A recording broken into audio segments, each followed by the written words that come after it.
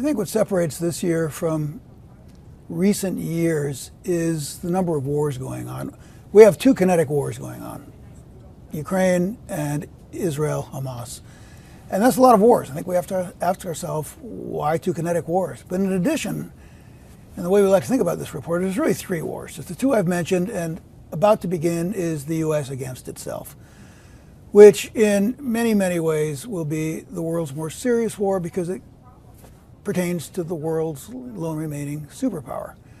Three wars with no guardrails, three wars that we think have no leaders that can really fix the problem, and three wars where the two sides don't even necessarily agree what the war is over, and that's really pertains to the United States. So yeah, I think risk is a thing that we always worry about, but this year it's got a real edge to it. Does it feel like investors are ignoring the risk out there? I mean, we're almost at all-time highs on the S&P 500 right now. I think on the potential for escalation in the Middle East, there's a bit of a head in the sand thing going on. I mean, for instance, I would be surprised if the U.S. didn't hit the Houthis pretty soon in Yemen. Wow. How's Iran going to react? Don't think they'll do much, but I sure hope they don't. I think that's one aspect in which investors have their head in the sand, but the bigger one is what's about to go on in this country. We're about to see President Trump get the nomination in a couple of months, and then, we're in a new era. We're in an era where he gets the media, he controls the funding, he controls the TV. Pressure on Biden to do something on Iran, because Trump will be way to the right of him on Iran.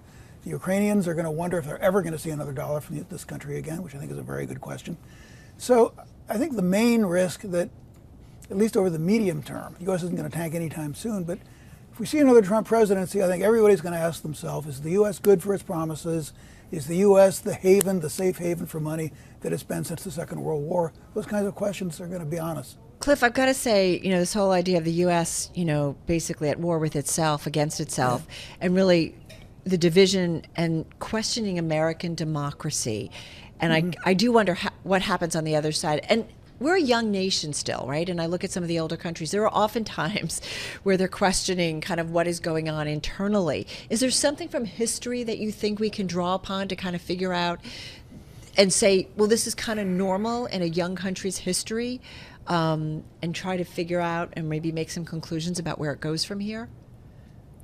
I can't think of a democracy. Look, this is kind of unique. We have a guy running for president in a democracy who tried to curtail, to be nice to him, democracy last time we saw this movie. I think the only analogy, and it's not from distant history, but what happened to Hungary after Viktor Orban really got his mitts around it? Well, is Hungarian democracy ever going to rebound? Polish democracy did. Hungarian democracy? I don't know. So there's a real question as to how much we can absorb, how much damage the U.S. can take the second time around.